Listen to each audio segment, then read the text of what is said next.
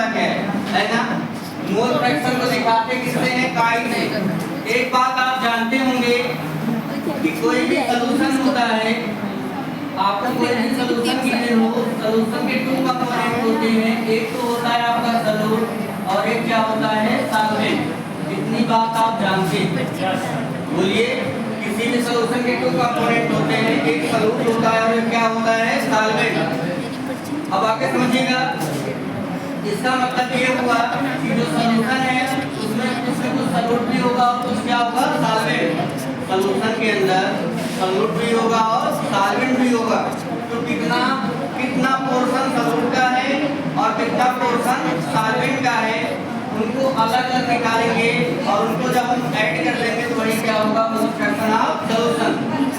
इसका निकालेंगे, किसका आएगा, मोल फ्रैक्शन ऑफ सॉल्यूट, इसका निकालेंगे मोल फ्रैक्शन ऑफ सॉल्वेंट। तो इसको देखिए, एक्चुअल में मोल फ्रैक्शन है क्या, the ratio of number of moles of any component of solution and total number of moles of solution is called mole fraction. जैसे ध्यान दीजिए, अगर हम बात करें, मैंने आपको पहले ही बताया कि सॉल्यूशन में टू होते हैं, आपका सॉल्यूट क्या होता है, सॉल्वेंट।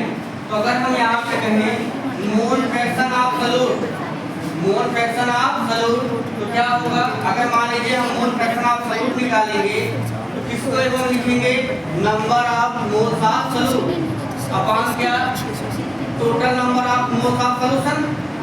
क्योंकि जो मोल फ्रैक्शन होता है किसका रेशियो होता है, number of moles of any component upon total number of moles of solution. तो अगर मान लीजिए हम निकाल रहे हैं मोल फ्रैक्शन ऑफ सॉल्यूट, तो number of moles of solute को एबव में रखेंगे और total number of moles of solution को डाउन में। तो number of moles of solute किससे दिखाते हैं, स्मॉल n से। Number of moles of solute plus number of moles of solvent, solvent किससे दिखाएंगे, कैपिटल N से। और यही जो आपका है, ये क्या है, आपका total number of moles of solution. तो यहाँ पे हम लिख सकते हैं काई क्या सॉल्यूट, इसका मतलब क्या है, मोल फ्रैक्शन। देखिए, मोल फ्रैक्शन किससे दिखाते हैं, काई से।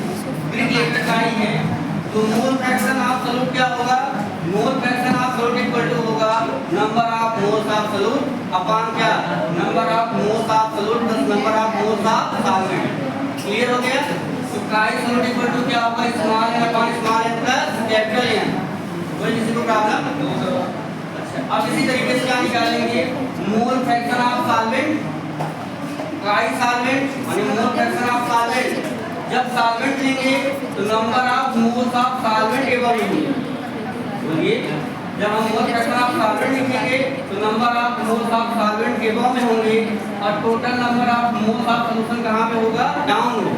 जिसका मोल फ्रैक्शन निकाल रहे हैं उसके नंबर ऑफ मोल्स हमेशा एबव में रहेंगे। बोलिए, जैसे आपने भी देखा था, number of moles of solute जब निकाल रहे थे तो number of moles of solute above में थे। अब क्या निकाल रहे हैं, number of moles of solvent या मोल फ्रैक्शन ऑफ सॉल्वेंट।